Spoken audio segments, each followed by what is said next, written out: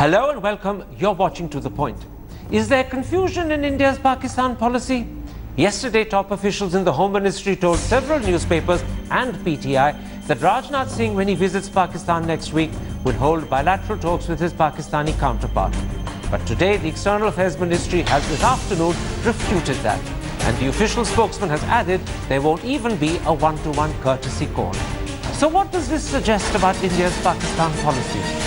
Were the Home Ministry and the Foreign Ministry pulling in different directions?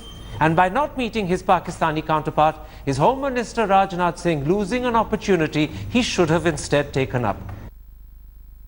Secretary in the Foreign Ministry, Vivek Karchu, the editor of the RSS supporting magazine, Prafulla Ketkar, Pakistan's former High Commissioner to India, Ashraf Jahangir Qazi, India's former High Commissioner to Pakistan, Satyabrat Pal.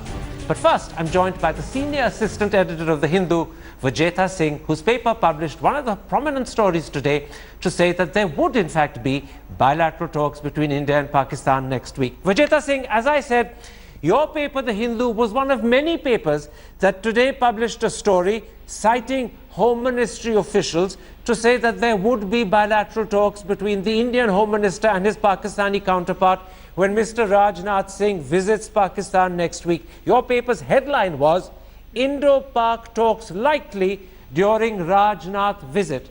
Can you, for those who haven't read The Hindu, confirm that this was information given to your paper by sources in the Home Ministry? Yes, Karan, we have been tracking this SARC visit of Home Ministers very closely, and everybody knows that SARC is eventually an ineffective organization. So whenever a SARC meeting takes place, it eventually becomes an India-Pakistan affair. And now the MEA is denying that Mr. Rajnath Singh is going to have bilateral talks with his Pakistani counterpart. But on the contrary, even today, right now, officials confirmed to us that there is going to be a bilateral talk with his Pakistani counterpart. Maybe they're looking for some kind of a face saver because they have set the bar so high when it comes to Pakistan, that we will not talk, let Pakistan act first. So this is kind of their yo-yo policy. I'm interrupting you. You're saying something very important. You're saying even after the MEA spokesperson Vikas Swarup has formally denied there will be bilateral talks between Rajnath Singh and his Pakistani counterpart, even after that, MHA officials are still telling you, although off the record, that there will be bilateral talks. Yeah, because I think there is domestic politics also at play. Because during the Kashmir unrest went on blaming Pakistan, and now if they tell Indians that we are going to talk to Pakistan, so that will be that will not gel with their whatever hard stand they have taken vis-a-vis Pakistan. Now, in fact, I'm interrupting you again. In fact, your paper today says that the bilateral talks that were likely to take place between Chaudhry Nisar Ali, the Pakistan Interior Minister, and Rajnath Singh would have been on 3 subjects.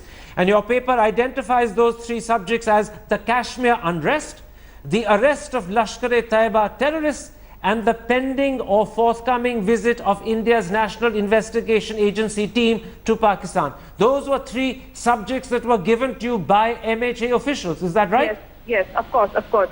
And as far as the NIA visit regarding the Pathankot investigations is concerned, I spoke to senior NIA officials.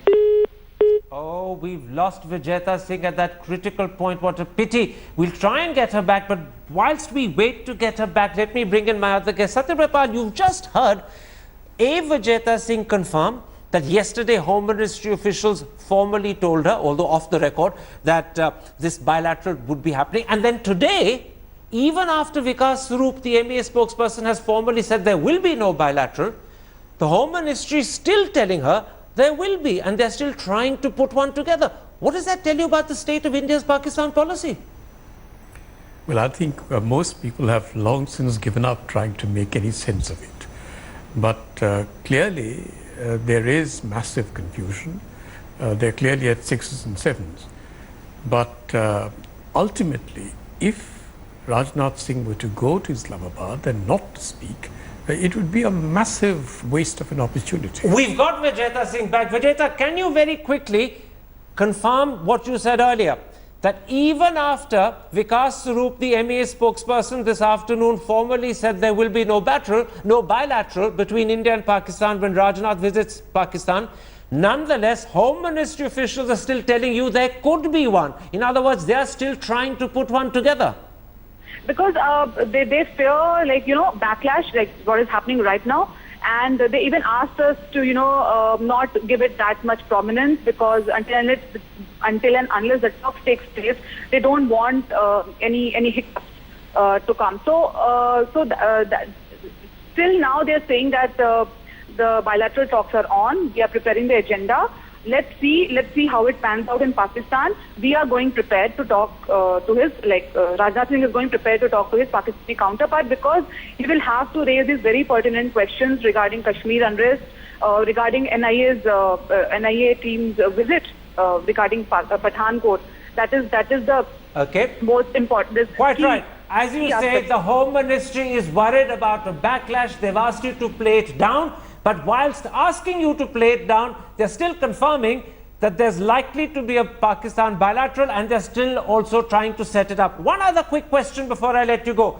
Similar stories to yours in today's Hindu were on the front page of today's Hindustan Times, inside the Economic Times, inside the Express, and in some shape or form also inside the Times of India. This means that Home Ministry officials have spoken to 4 or 5 papers with the same story.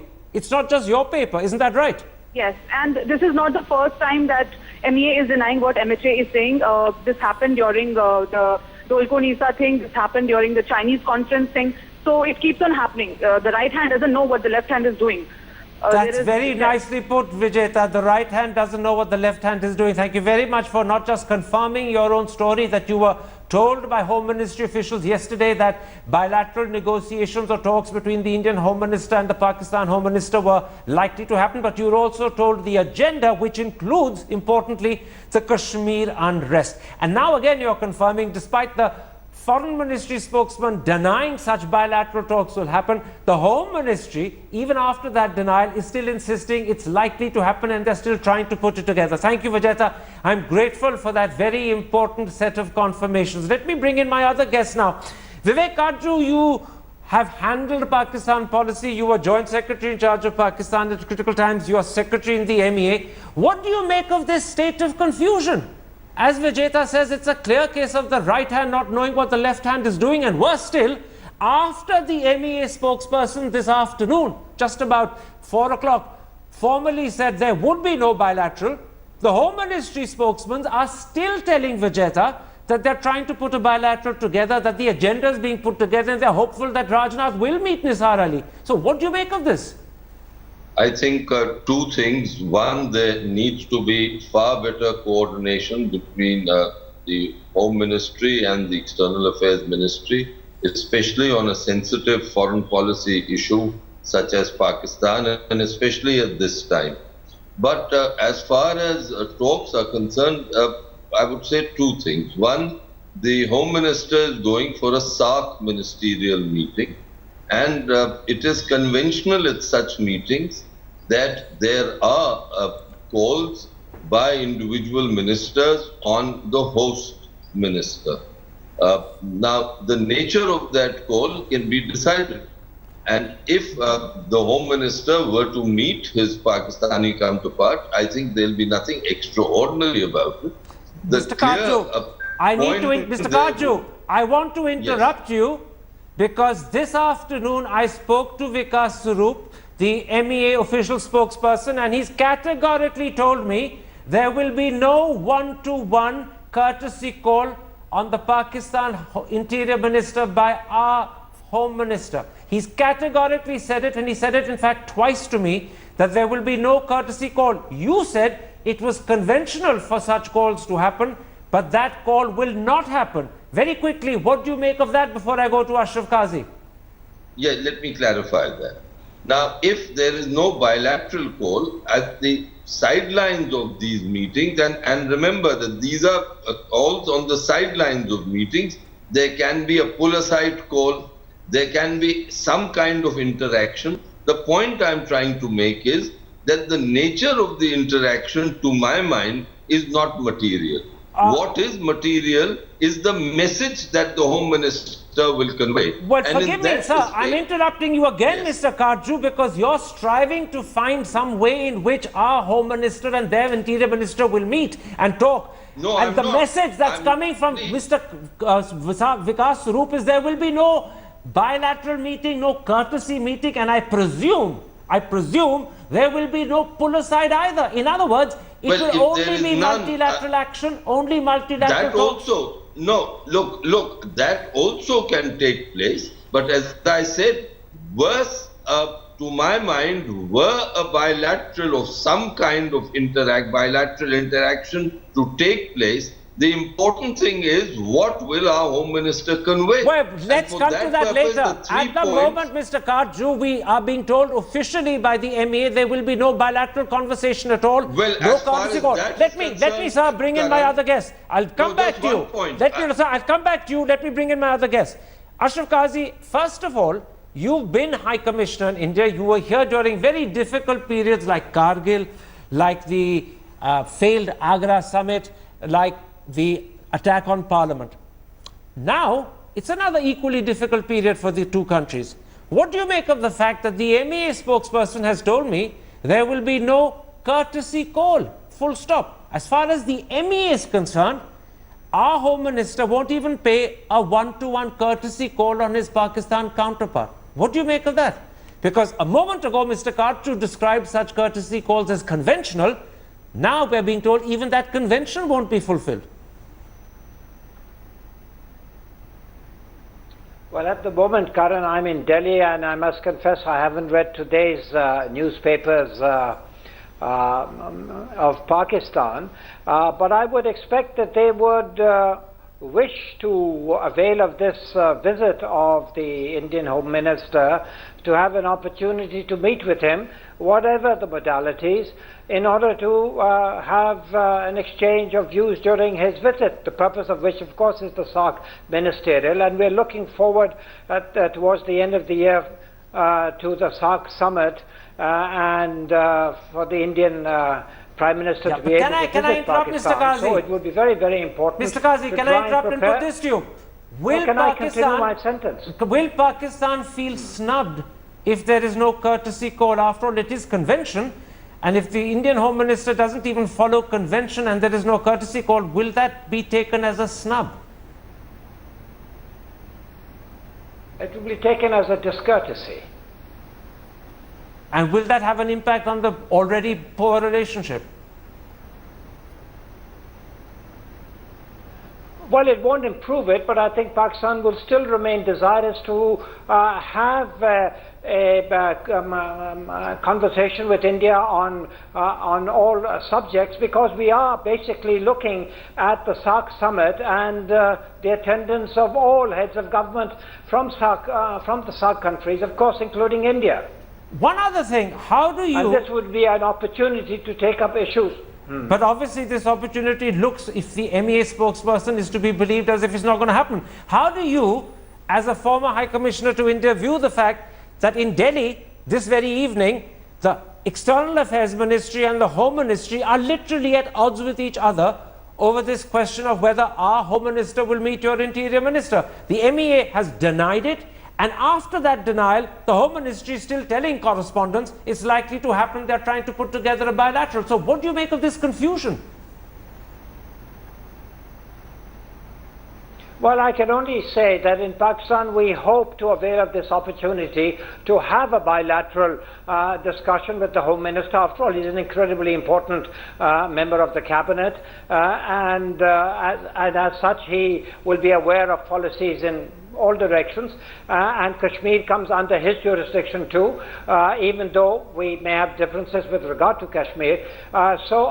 We would hope. I don't wish to, and the government of Pakistan presumably doesn't wish to get into intra-Indian discussions and the whys and wherefores of that. Prafulla Kedkar, let me bring you in. You're editor of a magazine, The Organizer, which is closely identified with the RSS. You support this government. Today, we have dramatic proof of dissonance, maybe discord, certainly differences between two critical ministries, and therefore one presumes their respective ministers over whether the Home Minister, when he goes to Pakistan, should meet his Pakistani counterpart. The MEA officially denied it. The MHA, despite that denial, is telling correspondents that that bilateral is still likely. They're still hoping to put it together. What do you make of this discord or difference at the very heart of India's Pakistan policy? No, I don't think, I don't see it that way, Karan. There may be confusion in media's mind, or maybe some people would like to present it as a confusion. See, whenever there are multilateral talks or people meet on multilateral forums, on sidelines there can be, certain... Can I interrupt, Mr. Ketkar? Can I interrupt, Mr. Ketkar? You're saying this is confusion. I'm interrupting you. You're saying this is confusion in the media. But what you're forgetting is it's not just one paper that's carried this story. It was inside the Hindu, it was on the front page of the Hindustan Times, it was inside the Economic Times, the Express, and in some shape and form it was in TOI. I gather it was carried last night by PTI. This suggests that the same set of officials in the Home Ministry have spoken to 5 or 6 different papers and PTI. That's not media confusion. No, I agree. What I'm saying is, the same media, ANI has reported with a point from an official of the Pakistan Ministry of Foreign Affairs that they are not aware of any such meeting between India and Pakistan on the sidelines. So I think when we say that, whenever we talk about India-Pakistan, generally the tendency is, we get hyper and we assume that it is as if a part of a larger composite dialogue process, which is not. No, Mr. Ketkar, this is not, forgive me, Mr. Ketkar, this is not a confusion that suggests that somehow SAARC is going to blend into a bilateral. This is a confusion that you have to face up to. Ministers and ministries in a government you support seem to be at odds with each other. MEA is saying one thing, MHA is saying another, and worse still, as Vijeta Singh of the Hindu confirmed a moment ago on this show, even after the MEA refuted stories that there would be a bilateral, the MHA officials are still telling her they're trying to put together a bilateral. And I'm asking you a simple question. There is confusion in the government. How do you respond to that? No, that's what I'm saying, that if there is, what Home Ministry has said, even what papers or newspapers have reported, we are being prepared. There can be issues we would like to raise related how to do you raise them infiltration if there's no meeting? Mr. Ketkar, how do you raise issues if there's no meeting? Keeping that option open. Well, I'm not sure how you keep the option open. All right, let me bring you in. You've been High Commissioner in Pakistan. Ashraf Qazi is being frank enough but also polite enough to say that this will be perceived as a discourtesy. He didn't say it will be perceived as a snub.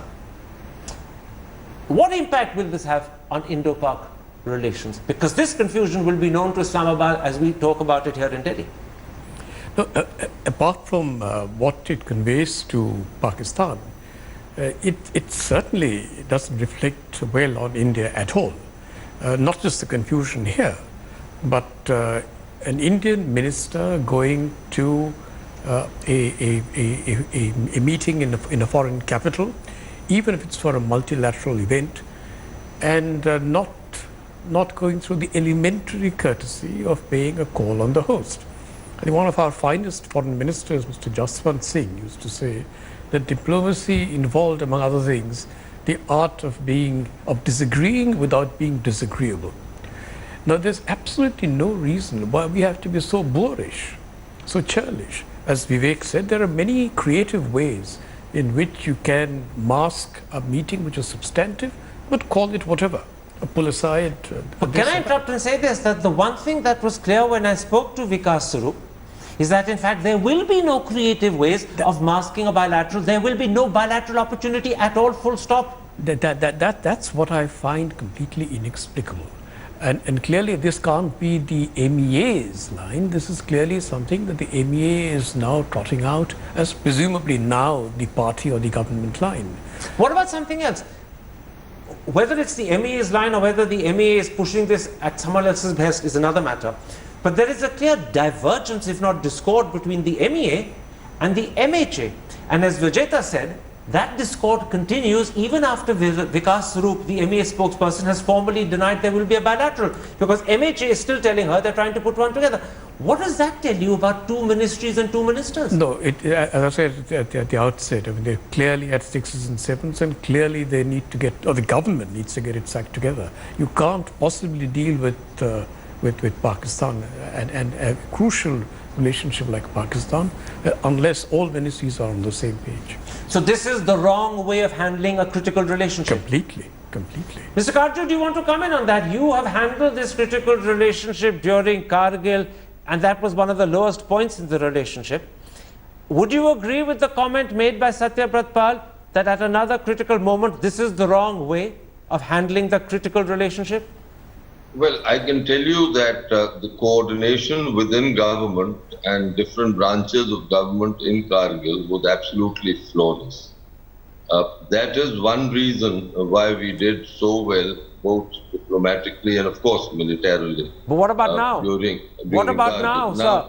Now, I would very much like to hope that within the next couple of days, the senior ministers and senior diplomats and officials, and I don't know whether Shatto will agree with me, but a lot of this has to be coordinated at the senior officials level, especially at the secretaries level, when they decide and then come to a conclusion and give advice to government.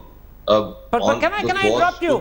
That is what you, Mr. Karju, you're telling me what you hope will happen in the next few days. We don't know whether it will happen or not. You're telling me what you hope will happen in the next few days. We don't know whether that will happen. That's speculation. What we do know... I'm positive that will happen. But sir, what we do know is what has happened. Please focus on that for me. Karan, we know that there is confusion at the moment. Karan, there is still time. Yes, you are right. Today there is confusion, but there are a few days left before Mr. Rajnath Singh goes, and I think at the senior most level there will be coordination, because in a crucial relationship like Pakistan there cannot but be coordination. Okay. Perhaps we are going through the pangs, the pain of a coordinating process. It's come out in the open. Perhaps it should not have, and all officials should be discreet. But differences of opinion between ministries take place. I think it's not unknown in government. So the point that I wish to convey, and permit me to say this sentence, is that yes, normally it is conventional, as I said, to have a bilateral of some kind with the host. And to me, what is important is what the Home Minister will convey. But sir, I'm stopping you again because the Home Minister won't convey a single word if he doesn't have an opportunity to do so. And it's that opportunity that's in doubt. Please let me complete my sentence.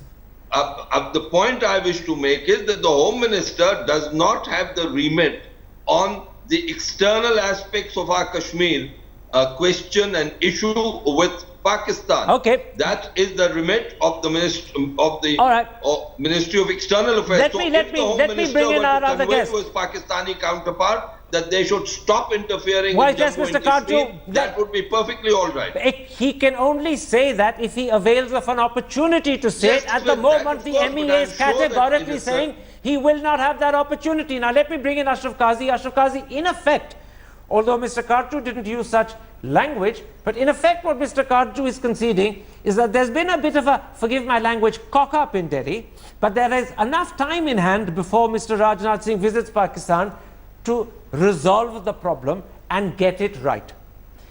The problem is that in the world we live in, this problem will have been communicated to Pakistan. Your media will be writing about it tomorrow. Your government is aware of it. After this, will your Home Minister still be willing to meet our Home Minister if there's a change of heart in Delhi officially? Or will he say, no, we've been through so much trouble, I think it's best not to meet?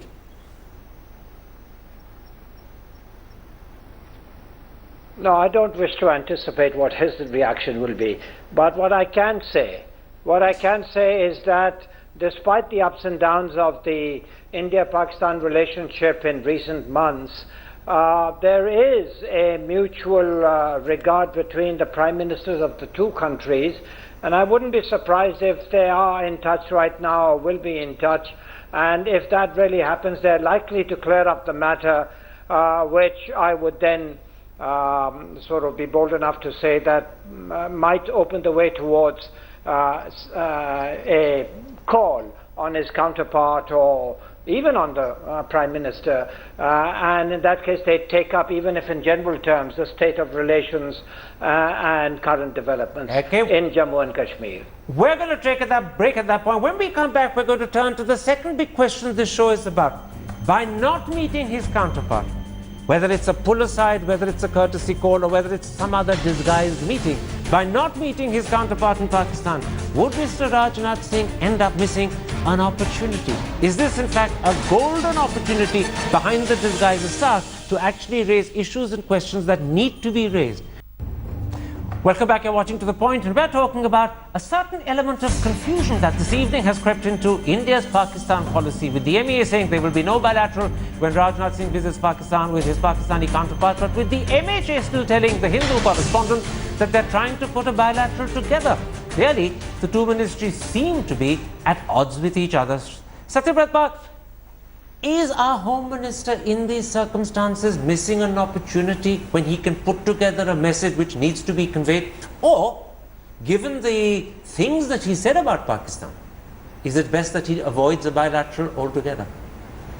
Oh, not at all. I think this was an absolute windfall in a way that the SARC meeting is taking place now. Because if you look at the agenda for the meeting between the BSF and the Rangers, Pakistan Rangers, which has been also reported upon today, terrorism, cross-border infiltration, drug smuggling, three of the most critical issues that India faces, all of these are within the minister's remit. He will be there, and we believe that much of the source of our problems on all three issues stems from Pakistan. Who better than Mr. Rajnath Singh to convey in the clearest possible terms to his counterpart what the government of India's expectations are? I mean, after all, we've predicated everything else in the relationship on Pakistan giving us some sort of satisfaction on these three issues, certainly on cross-border infiltration and terrorism. If he misses this opportunity, it's really shooting himself in the foot. He's literally shooting himself in the foot if he doesn't have that bilateral the papers are talking about. Absolutely. So therefore, in this apparent discord between the MEA and the MHA in your opinion is doing the right thing in trying to push for a bilateral. The MEA is following the wrong path in trying to stop it. I am not quite sure still that it's the MEA stopping Mr. Rajnath Singh, but I certainly would believe that it is essential that Mr. Rajnath Singh meets his counterpart, if only to convey these very clear messages. Mr. Karchu, this is your opportunity to tell me, what do you think is the message that Mr. Rajnath Singh needs to convey? Whether he gets to do it at a bilateral courtesy call, whether he gets to do it in a pull-aside, whether he does it simply in the corridor when he bangs into his Pakistani counterpart. What is that critical message you'd like to see him convey?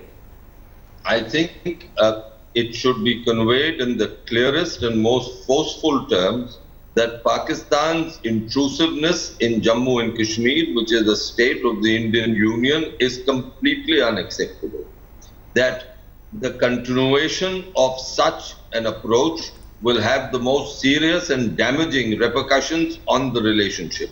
That the external aspects of Jammu and Kashmir are completely different from its internal matters, which are within the province of the Indian state and are a concern of relations between the Union and the state of Jammu and Kashmir. That's one. Second, that terrorism in the rest of India, as in the state of Jammu and Kashmir, is no longer acceptable, and that there will be repercussions for that. I think the time has come for us to stop pussyfooting and to convey to Pakistan that all this must come to a complete end.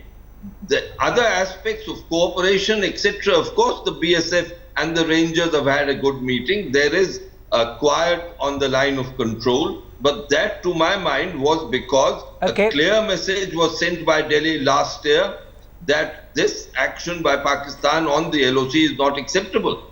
So the time has come for this. And if Mr. Rajnath Singh were to meet Chaudhry Nisar during his visit to Islamabad for the SARC ministers, That is the message that needs to be conveyed, and the message will have to be followed up with concrete action. I think the Indian people are now sick and tired, and that is why you are finding a large section saying that even the courtesy of a meeting should not take place. It is a reflection of the mood of India, and the Pakistani generals must understand that. Your point, Mr. Karju. I need to bring other people in. Ashraf Qazi, we don't know if in fact the Indian Home Minister will meet your Interior Minister. Going by what the MA spokesperson is saying, there's unlikely to be even a pull aside, leave aside a bilateral courtesy code.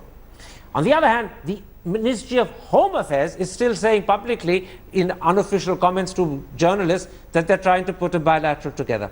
So, on the assumption that the Indian Home Minister meets Chaudhry Nisar Ali, his Pakistani counterpart, how will Pakistan respond if the Indian Home Minister takes a tough stand?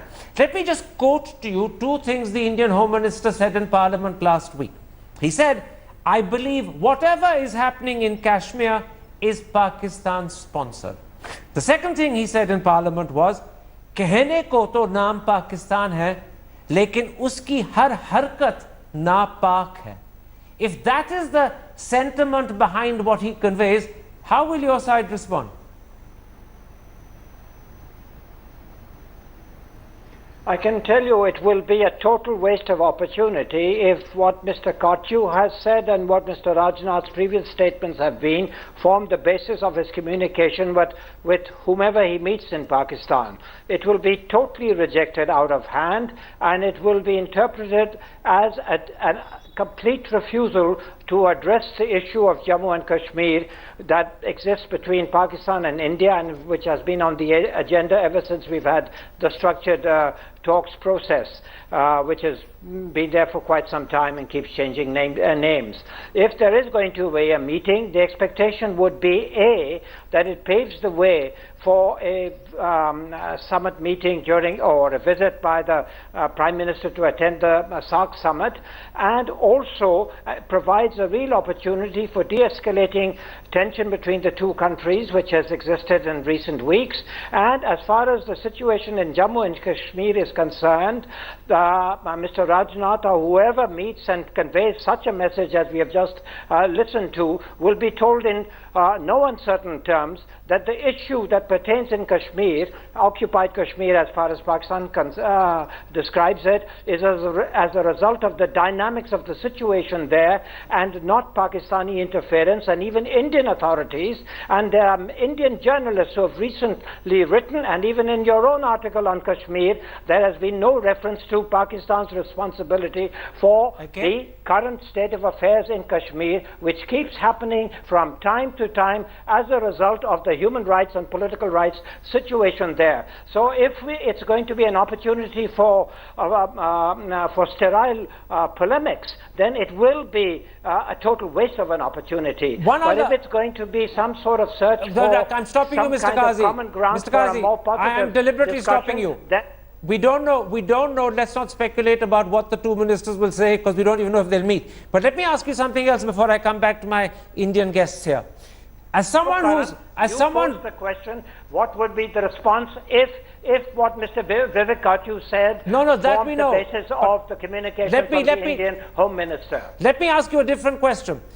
If you were to be asked, how do you view India's Pakistan policy today? And I'm deliberately asking that question against the background of confusion that we're witnessing in the last 12 hours or so. What would your answer be? In December, Mr. Modi took the unusual step of visiting Lahore. In January, after Pathankot, even your country acknowledged that he had restrained himself. He hadn't blamed Pakistan. More importantly, India had accepted a JIT team from Pakistan, including an ISI member. But now, you have the Indian Home Minister and you have the Indian Foreign Minister taking a very strong stand, blaming Pakistan directly for the unrest in Kashmir. So at the end of all of this, how do you today view India's Pakistan policy? I think it's going through a very negative cycle right now. Yes, I concede what you said, that when Mr. Modi came in, there were many positive developments, which even led to a stopover in Lahore, which was welcomed. Unfortunately, since then, events have taken place which in turn have also led to some positive agreements with respect to what happened in Pathankot. And I know there are outstanding issues with regard to the visit of the JIT to Pakistan which need to be discussed, cleared up. I don't represent the government today, and I'm not totally familiar with what the positions are, but these positions need to be cleared up, discussed, finalized, so that the JIT does come to Pakistan, and this matter is addressed, and similarly with other outstanding issues. So there have been positives, there have been negatives. Right now we are going through a very negative phase because India simply refuses to acknowledge the internal situation in the valley and seems to get away with, or believes it can get away with, placing the entire blame on Pakistan.